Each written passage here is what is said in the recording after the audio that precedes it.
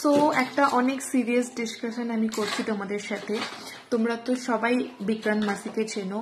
ও হচ্ছে একজন অনেক বড় অভিনেতা যে এখন বলিউডে একটা হাই লেভেলে মানে একটা উঁচু শিখরে এসে বসেছে। অ্যান্ড ওর অ্যাক্টিং স্কিল দিয়ে সবার মন জিতেছে, সবাইকে ভীষণ ভীষণ মানে সবার মন কেড়ে নিয়েছে আর কি। মানে এত ভালো ভালো মানে back to back hit movie দিয়েছে আর খুব ভালো নলেজেবল মুভি দিয়েছে, রিয়েল স্টোরি করেছে। তো এই মুহূর্তে কিন্তু বিক্রান্ত মাসিকে আমরা সবাই চিনি আর সত্যি মানে অসাধারণ অ্যাক্টিং দিয়ে আমাদের সবার মন কেড়ে নিয়েছে। বাট ও এই জাস্ট ইনস্টাগ্রামে একটা পোস্ট করেছে, যে পোস্টটা শুনে তো আমরা সবাই শকিং হয়ে গেছি, স্পেশালি আমি, কারণ আমার একজন প্রিয় অভিনেতার মধ্যে কিন্তু ও। তো এখন যে ইনস্টাগ্রামে পোস্টটা দেখলাম সেটা সিরিয়াসলি ভীষণ শকিং ছিল, কারণ ও বলছে যে ও রিটার্ন নেবে। রিটায়ারমেন্ট কেন? মানে এখন বিক্রান্ত মাসি মানে এত ভালো একটা জায়গায় আছে, এত ভালো ভালো মুভি দিচ্ছে, এত ভালো অ্যাক্টিং করছে, সবার একদম মানে কি বলবো মুখে তারই নাম, কিন্তু এই মুহূর্তে এসে কেন এই কথাটা বলছে? তো আমি জাস্ট একটা জিনিসই আমার মনে হচ্ছে, আমার ফিল হচ্ছে যে কেউ ওকে থ্রেট করছে না তো বলিউড থেকে। মানে ওর জায়গায় কিন্তু আরো অনেক বড় বড় অভিনেতারা আছে যারা কিন্তু অত ভালো অ্যাক্টিং পারে না, বাট তারা কিন্তু মানে অনেক বড় বড় মুভি করছে, হিট মুভি করছে, ঠিক আছে? তো আমরা নর্মাল মানুষরা কিন্তু সেই জিনিসটা বুঝতে পারি যে কে ভালো অ্যাক্টিং করছে, কে খারাপ অ্যাক্টিং করছে।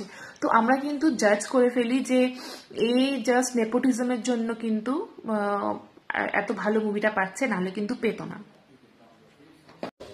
আর তার সাথে সাথে আমরা এটাও জাজ করছি যে বিক্রান্ত মাসির মতো কিন্তু আরো অনেক মানে নর্মাল ছেলেরা আছে যারা কিন্তু অনেক হার্ড ওয়ার্ক করে, অনেক ভালো অভিনয় করে কিন্তু মানে একটা ভালো জায়গায় গিয়ে পৌঁছাচ্ছে। তো আমার মনে হচ্ছে ও কোনো থ্রেট পাচ্ছে না তো বলিউড থেকে। যেমন সুশান্ত সিং রাজপুতের সাথে যে জিনিসটা হচ্ছিল, ও কিন্তু খুব ভালো অ্যাক্টিং করতো, মানে একটা সময় গিয়ে পুরো একদম হাই লেভেলে মানে সাকসেস পাচ্ছিল, আর হঠাৎ করে ওকেও কিন্তু অনেকে মানে থ্রেট করেছিল। তারপরে বাকি পরে অনেক কিছু হয়েছে, মানে ওর মৃত্যুতে কিন্তু বলিউডের একটা বড় মানে হাত আছে, সেটা আমরা সবাই জানি। অনেকে মুখ খুলতে চায় না, বাট ইয়েস, এটা কিন্তু আমার মনে হয় ট্রু, যেটা এখনো মানে ঢাকা পড়ে আছে, এখনো ওই জিনিসটা কেউ শিওর হতে পারেনি। কিন্তু আমি বিক্রান্ত মাসির কথা বলছি যে তুমি এত ভালো একজন অভিনেতা, তোমার হঠাৎ করে কি রিজনটা ছিল যে রিজনের জন্য মানে রিটায়ারমেন্ট চাইছে? কারণ এখন তার লাইফটা শুরু হয়েছে সবে বলিউডে, তার একটা মানে একটা কি বলবো তার ভ্যালিউটা সবাই জানতে পারছে, তাই না? আমাদের নর্মাল যত অডিয়েন্স আছি আমাদের সবার কাছে ওর ভ্যালিউটা এখন আস্তে আস্তে বাড়ছে। তো ও একটা ভালো লেভেলে যাচ্ছে, আর যেখানে ওর এখন সবে একটা ছোট্ট বেবি হয়েছে, তো ওকে আরো ওর কেরিয়ারটাকে এগোতে হবে, যেটা নিয়ে ও অনেক বেশি মানে কনসিয়াস ছিল। সেটা আগেও অনেক ভিডিওতে আমরা দেখেছি যে ও লাইফে কত স্ট্রাগল করেছে, আর পুরো স্ট্রাগল করে যখন সে একটা ভালো জায়গাতে এসে পৌঁছেছে, আর সেখানে এসে বলছে ও রিটায়ারমেন্ট চাইছে বা রিটায়ার হয়ে যাবে, মানে এটা কেন? আমার তো মনে হচ্ছে সিরিয়াসলি কোনো থ্রেটনিং ওকে করা হয়েছে, যার জন্য ও চাইছে যে আমি সেফলি বলিউড থেকে বেরিয়ে যাই, অ্যান্ড আমি আর আমার ফ্যামিলি সবাই সেফ থাকুক। না হলে হয়তো ওরও ওই অবস্থা হবে যে অবস্থা সুশান্ত সিং রাজপুতের সাথে হয়েছিল।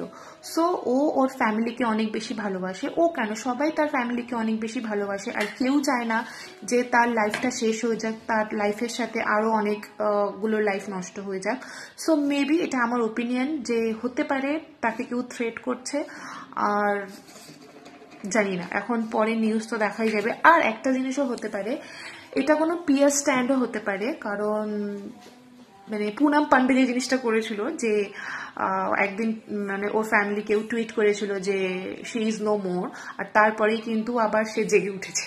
তো এটা ছিল একটা পিয়ার স্ট্যান্ড। তো মেবি এটাও হতে পারে, ও হয়তো নেক্সট কোনো মুভি আসছে বা কিছু, তো তার জন্য একটা পিয়ার স্ট্যান্ড হতে পারে।